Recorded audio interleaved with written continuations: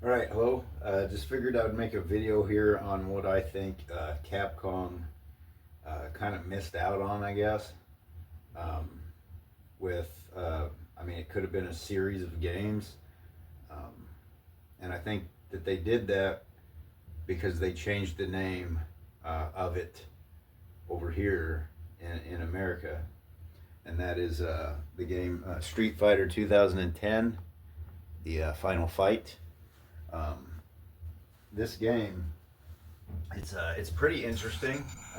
It's got a pretty simple story to it, but the original Japanese version was named Cyber Warrior Kevin, and it had a whole different character. Um, but I'll tell you a little bit about this version, the American version. Street Fighter 2010, the final fight.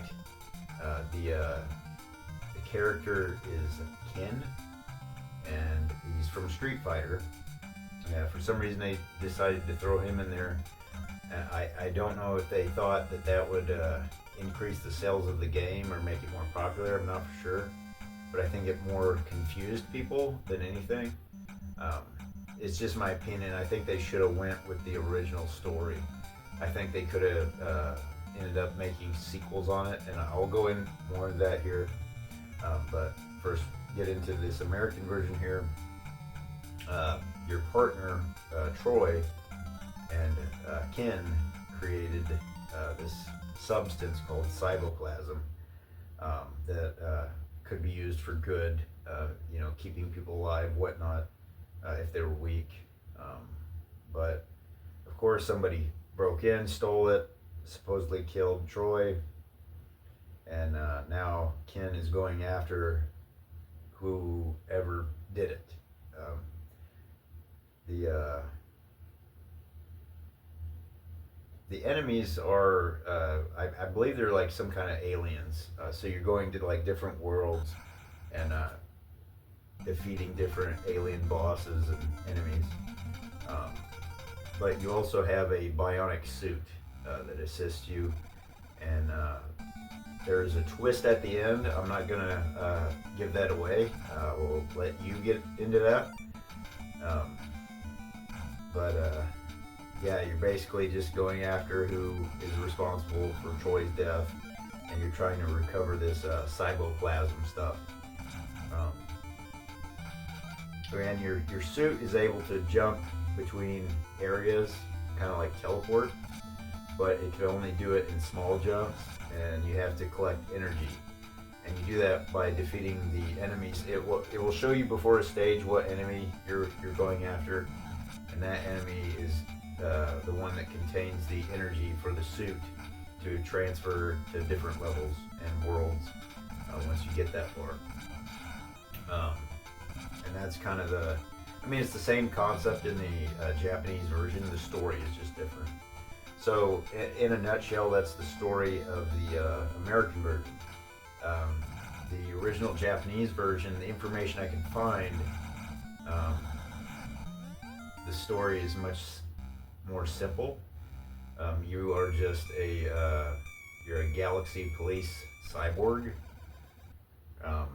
named Kevin Straker, and your job is to eliminate these creatures, these parasites is what it called them. So I assume there's some kind of aliens or something. I couldn't find a lot of information on that. That if, I'm guessing they ditched the storyline for the original game and kind of just went more with this one, so they put it more in depth. But I believe it's probably a similar premise. But I think the concept for the original game was super simple, and they could have created further games from it. Um, if you play this game and you get to the end and you beat it, you'll kind of see what I'm talking about. It kind of, in a way, leaves it open a little bit. Um, so I believe they could have actually made further games from this, and I think it would have been cool. And I think that this character, the original character, is Kevin Straker. I think they kind of messed up and I think they should have just kept the original character. That's just my opinion. Um, but yeah, I just figured I would share that. I didn't know that this game had a different name, um, and I think it's very interesting. And I think it's kind of a shame that the original character doesn't get the credit. They gave the credit to Ken from Street Fighter. But no, the original character, Kevin Straker, is a galactic policeman, cyborg. It's pretty neat. So I think this game also, this is just my opinion here, kind of a theory. I think this character may have been a possible inspiration for Captain Commando. This game was made in 1990. Captain Commando, it looks like, was 1991 from the information I found. And he's got a Captain Commando, or Mars Carlyle, as a powered suit, which is kind of what this character has, a bionic suit. Mars Carlyle is the leader of a commando team against some superpowered criminals attempting to conquer the Earth and the galaxy, which is kind of the same concept of this game as well. So my opinion is I think this character from this game is basically Captain Commando. It kind of reminds me of Captain Commando. So that's just my opinion. I thought I would kind of share that. I thought that was kind of funny. Yeah, it's if you look into it, it definitely looks a little bit like it had to be the inspiration for Captain Commando. Now, this game, I believe, is a very good game, but I do have a few complaints on it, and they're not too many, but this game is beatable. It is, but it is very difficult, at least for me. Some common complaints for me are the size of the attack. So your projectile from your attack is pretty small. So it makes hitting some enemies really difficult. I think they could have remedied this by just making it slightly wider, kind of like maybe a sonic boom projectile type. This is Capcom, so I think that would have been better. It would have been easier to hit some of the enemies and made the game more playable and enjoyable, I think. It is still very playable, but I think it would have been, I think the correct term would be enjoyable. Be much more enjoyable. Your power-ups, you easily lose your power-ups. When you get hit, you lose your power-ups. I think that's crap. I think if they were going to do that, I think they should make the power-ups part of your life bar. So when you get hit, it drains your power-up, but not your life bar at the same time, because it does drain both of them. So it's a little bit aggravating. So it almost makes picking up the power-ups almost pointless, because you're going to lose them anyways. So I think if they would have made it to where the power-ups offer hit points, as you're losing them, kind of add to your life bar kind of thing, I think that would have made it better. Or just don't lose your power-ups from getting hit, just your life bar, like, one or the other there. So I think it would have made it not as pointless to pick up the power-ups, and once again would have made the game much more enjoyable. Also, this character is extremely agile. You can do a lot of different moves and flips and climbing on the wall and stuff, but most of the levels are super small. And I mean that in the sense that there's a lot of items in your way. There's a lot of like walls, flooring and stuff. And so the area is big, but the area you have to maneuver is small. So that can make it a little irritating, because you'll be wanting to jump somewhere and you'll grab on a wall and you'll be stuck there, and then the enemy runs right into you. So I think they could have remedied this by just making the area bigger and taking out some of the partitions or whatever that are there. I think they kind of just made it a little bit too difficult on that end. Um, and those are very small complaints. I mean, it's nothing too big. For the most part, this is a great game, I think. But it is frustrating, so prepare for that. There is some frustration. Some positive things that I have from this game. You have unlimited continues. Your lives are limited, but you can keep trying. Um, so if a game is pretty difficult, as long as I can keep trying, I'll probably sit there and keep trying. Figure out a strategy, try to pass it. So I think it's fair in that aspect. Your character is very agile. Like I said, I did mention this before. Very agile. You can jump down. You can do like a backflip, and that kind of gives you a temporary invulnerability. Um, Later in the game, you can pick up a power up where you have like a kick, and then I think you can also fire down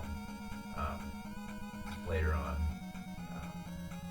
And you can also you have powered up moves by like, so if you hit over and the attack at the same time, you'll do like bigger attacks that kind of loop around. And then if you hit down, you do like a kick that also it like loops. But it's very hard to hit things. You have to be precise with your aiming of those, so it can be a little bit frustrating sometimes.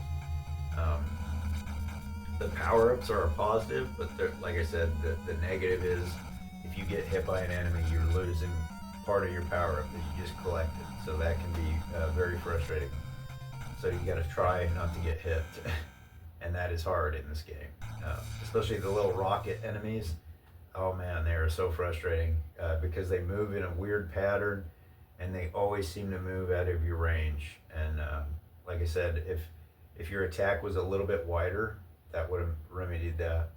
I kind of wish that when you got a power up, your projectile would be like wider, but it just goes further is what they did.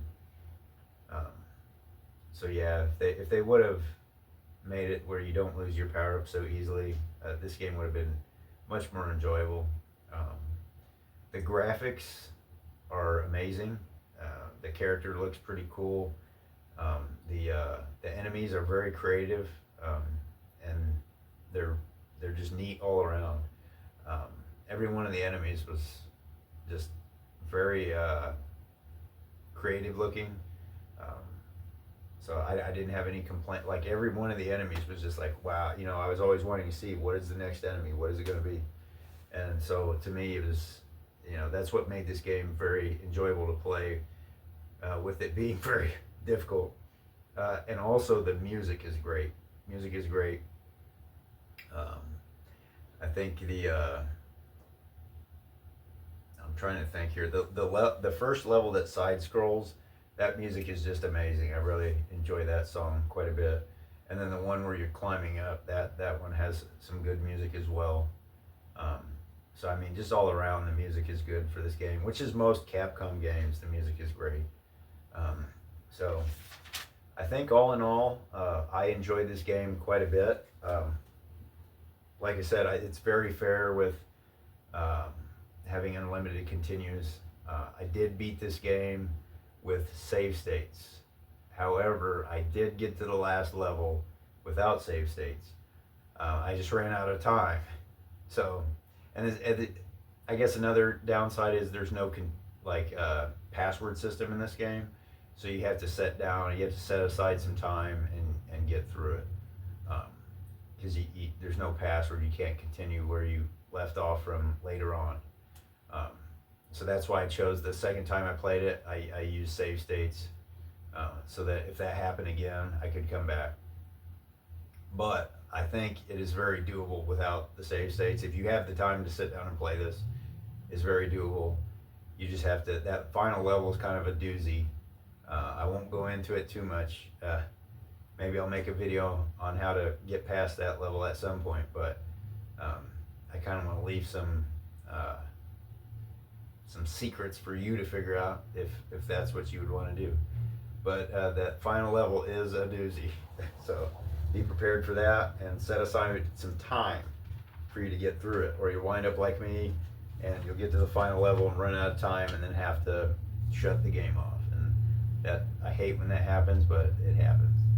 So all in all, yeah, I think this game is a great game, and if you've never played it, I recommend giving it a shot. Um, but yeah, be prepared to be a little bit frustrated. It will take some time to figure out the movement of the character and all the agility that he has. It takes time to get used to it. Um, but all in all, great game. Give it a shot. Thanks for tuning in, and we'll see you soon.